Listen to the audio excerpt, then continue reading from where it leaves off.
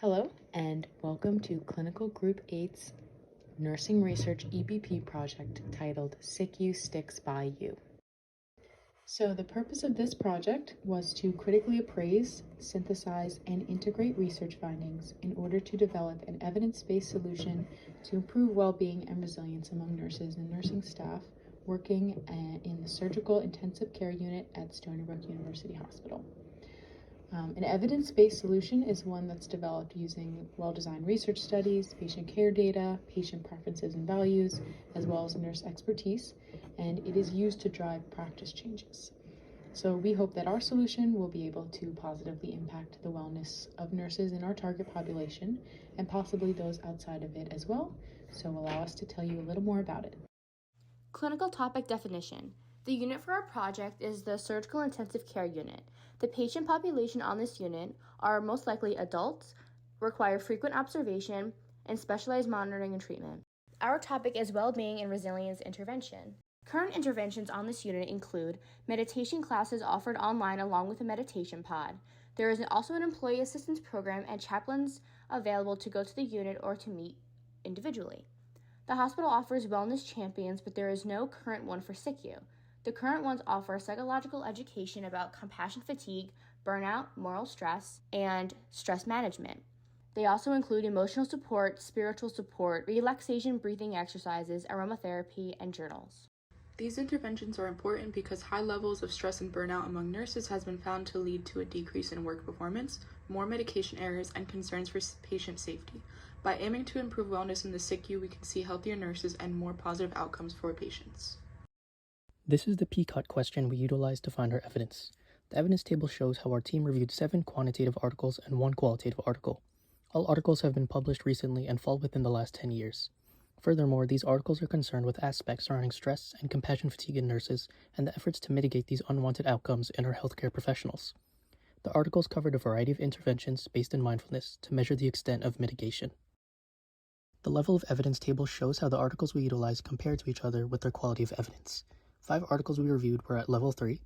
Our highest level of evidence was a level 2 randomized controlled trial, and our lowest was a level 7 in-depth qualitative study. The outcome synthesis table shows each quantitative article's intervention and the respective outcomes that were measured. What we want to focus on is the boxes highlighted in yellow that have either an up or down arrow, because these indicate that a significant outcome developed from that article's intervention. The general trend is explained besides the table in the context of how the intervention affected these outcomes in nurses. Our solution took elements from mindfulness-based breathing exercises as well as a resiliency toolkit among the articles shown. As a result, our proposed solution includes a 3-minute mindfulness activity at the start of shift huddle, a room dedicated to mindfulness activities, a wellness cart, and the designation of a wellness champion for the unit. So how are we going to implement our proposed solution? This is going to be for all CQ staff members, including RNs and CNAs at Stony Brook University Hospital. It's going to be held at a designated multi-purpose room for huddles in the beginning of the shift, where it's going to be known as the room for mindfulness. And this is going to be initiated at the start of the shift at 7 a.m. and 7 p.m. And that's where the 3-minute mindfulness activity will begin. And the wellness cart is going to be available throughout the day. How do we choose the wellness champion? All CQ staff members, including the nurse manager, can be a wellness champion. The first of every month, a volunteer will be chosen to be the wellness champion. And if there is more than one volunteer, names can be written on separate pieces of paper, and one name will be drawn from the hat to give a fair chance to everyone. A wellness champion will be in charge of leading and managing the mindfulness interventions. What are the incentives of being a wellness champion? Compassion and empathy towards their coworkers are key factors. Knowing what the day-to-day tasks and responsibilities a CQ nurse has can motivate them to find ways of alleviating stress and burnout on the unit, including for themselves. The name of the wellness champion will also be displayed on the announcement bulletin board in the designated room, where other staff members can also write their appreciation notes towards the wellness champion of the month.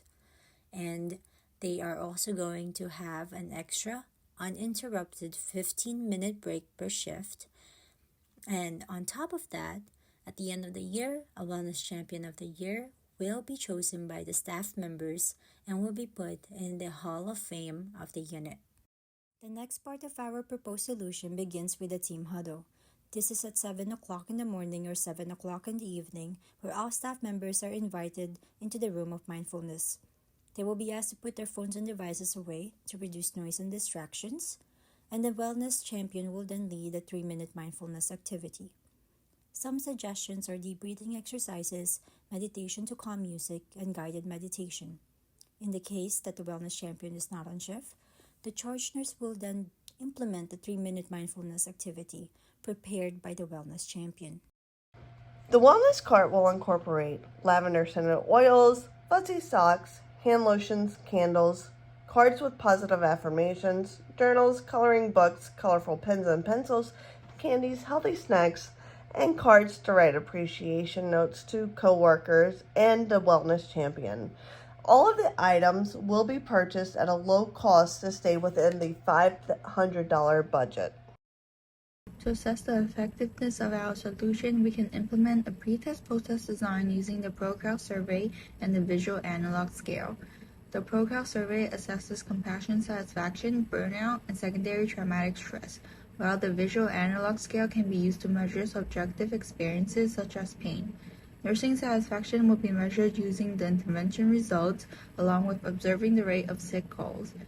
Suggestion boxes will also be added for any comments, evaluations, and future improvements. In summary, the mindfulness, resiliency, and well-being education interventions from the studies we reviewed were shown to decrease burnout and secondary traumatic stress and increase compassion satisfaction, satisfaction with life, and general well-being among nurses.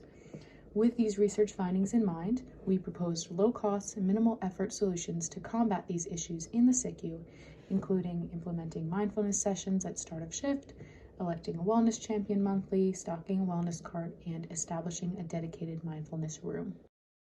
It is our hope that the implementation of these suggestions will improve the professional quality of life of the nursing staff that they reach and inspire positive change in other units and potentially even other hospitals.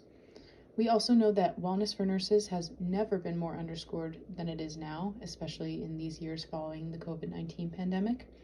And we want to be a part of keeping nurses in the spotlight for the sake of our patients, our communities, and ourselves as future nurses.